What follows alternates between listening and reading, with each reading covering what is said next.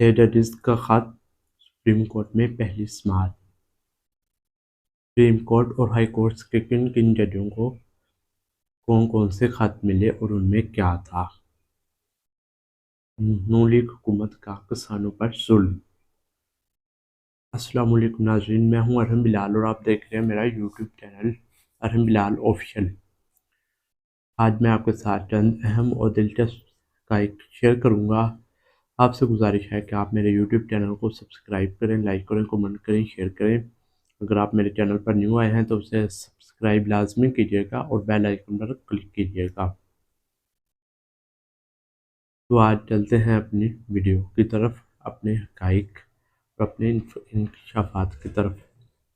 سب سے پہلے میں آپ کو چند آج کے دن کی اہم امپورٹنٹ جو ہے وہ چیزیں بتا دیتا ہوں۔ سب سے پہلے تو آج جو ہے وہ اسلام آباد ہائی کورٹ کے ججز نے جو خط لکھا تھا سپریم جوڈیشل کونسل اور سپریم کورٹ کے ججز کو، اس پر جو ہے آج باقاعدہ کل پرسوں جو ہے وہ چیف جسٹس پاکستان نے نوٹس لیا تھا اور آج اس میں کی جو ہے وہ پہلی سماعت ہوئی۔ 7 رکنی لارجر بینچ نے اس کیس کی سماعت کی۔ چیف جسٹس نے اس بینچ کی سربراہی کی چیف جسٹس قاضی فائز عیسیٰ نے، اور اس میں دلچسپ حقائق دیکھنے کے لیے آئے سامنے جب چیف جسٹس صاحب نے جو ہے نا 1 سے 1.5 گھنٹہ جو ہے نا وہ اپنے بارے میں ہی باتیں کرتے رہے کہ میں اگر عدلیہ کی آزادی کے لیے سب سے پہلے میں نکلوں گا، میں ہوں گا، اور انہوں نے مختلف جو ہے وہ اپنے حوالے دیے اور یہ بھی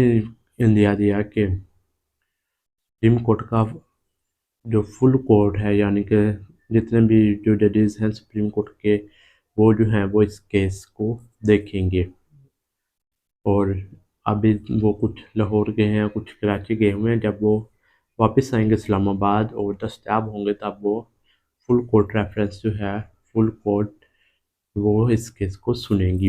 اور انہوں نے آج جو ہے وہ بہت جو ہے وہ کچھ سامنے آیا، اور سامنے جس میں آیا کہ وہ سابق چیف جسٹس عمر عطا بندیال کا بھی ذکر ہوا، اور جو ہے وہ مختلف جسٹس امین الدین خان نے جو ہے وہ چیف جسٹس کے جو اس وقت چیف جسٹس ہیں قاضی فائز عیسیٰ کے ریفرنس کا بھی حوالہ دیا کہ بعد میں جو ہے وہ حکومت کے سربراہ نے کہا کہ ہم نے غلطی کی ریفرنس بھیج کے جسٹس قاضی فائز عیسیٰ صاحب کے خلاف، کیونکہ یہ عمران خان کا ایک باقاعدہ بیان بھی آتا ہے، یہ بھی ہوا۔ اس کے علاوہ جو ہے وہ صدق حسین جیلانی پر بھی تفصیلی بات چیت کی گئی۔ اٹارنی جنرل نے کہا کہ سابق ریٹائرڈ چیف جسٹس صدق حسین جیلانی جو ہیں وہ ان کا نام حکومت نے نہیں دیا تھا بلکہ چیف جسٹس صاحب نے دیا تھا، اور وہ ٹی او آر سے بھی متفق تھے، اور چیف جسٹس نے کہا کہ ان پر جو ہے وہ سوشل میڈیا کے ذریعے جو ہے وہ دباؤ ڈالا گیا۔ سوشل میڈیا ایک وبا ہے اور ان پر دباؤ ڈالا گیا، جس کی وجہ سے انہوں نے کام کرنے سے معذرت کر لی۔ دباؤ تو ظاہری سی بات ہے بہت سا تھا، بہت سے وکلاء کا تھا، ان کے اپنے گھر کی طرف سے بھی تھا، ان کے بیٹے جو ہے انہوں نے بھی خط لکھا تھا چیف جسٹس پاکستان کو۔ تو دباؤ تو بہت زیادہ تھا، پریشر بہت زیادہ تھا، اور ابھی بھی ہے عدلیہ کے اوپر۔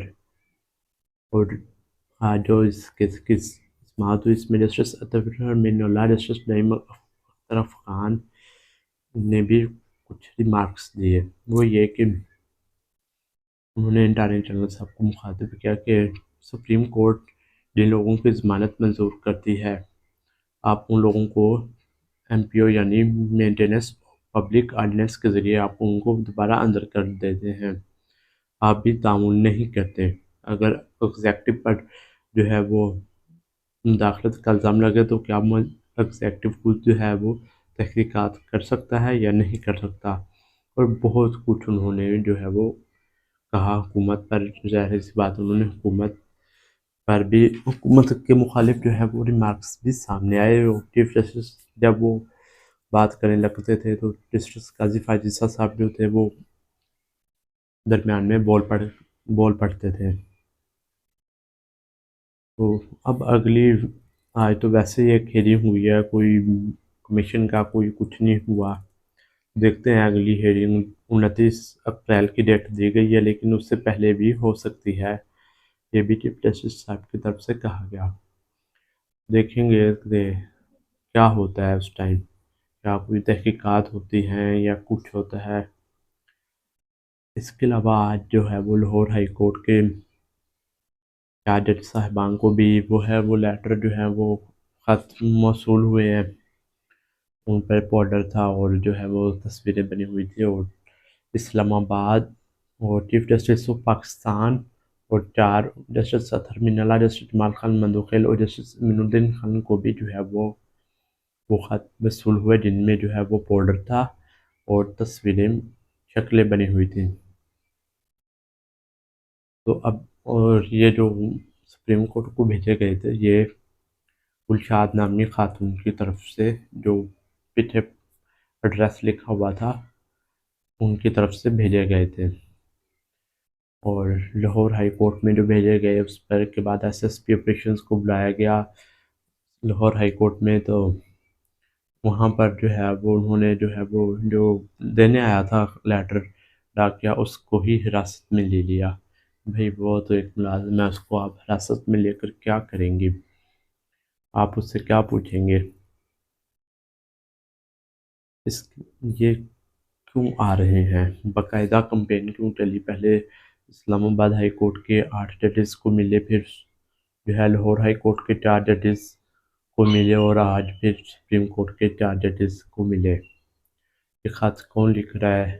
یہ بنیادی سائٹ جو ہے نا وہ نقطہ اٹھ رہا ہے کہ خط کون لکھ رہا ہے، وہ کس وجہ سے لکھے جا رہے ہیں، اور کون لکھ رہا ہے کس وجہ سے لکھے جا رہے ہیں. ابھی تک جو ہے وہ اسلام آباد پولیس اور لاہور پولیس کچھ نہیں کر سکتے، کچھ نہیں کر سکی اس ٹائم تک، جب تک میں آپ سے بات کر رہا ہوں. دوسری طرف ناظرین، آج جو ہے وہ مریم نواز صاحبہ کی زیر صدارت اجلاس ہوا، اور اجلاس میں جو ہے وہ گندم کی قیمت جو ہے وہ 3900 روپے فی من جو ہے وہ مقرر کر دی گئی، جو 2 سال پہلے تھے وہ آج مقرر کر دی گئی. یہ کسانوں کے ساتھ جو ہے نا، یہ گندم کی جو کم قیمت مقرر کی گئی، یہ جو ہے ایک بہت بڑا ان پر جو ہے وہ ظلم کیا جا رہا ہے کسانوں پر.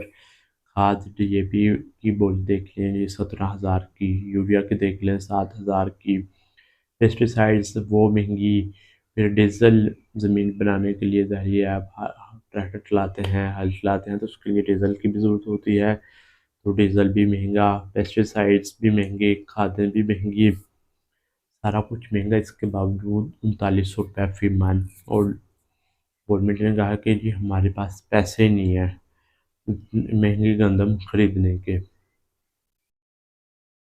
اگر آپ کے پاس پیسے نہیں ہیں تو پھر آپ جو ہے وہ 3 ارب کا ہیلی کاپٹر کیسے خرید لیے؟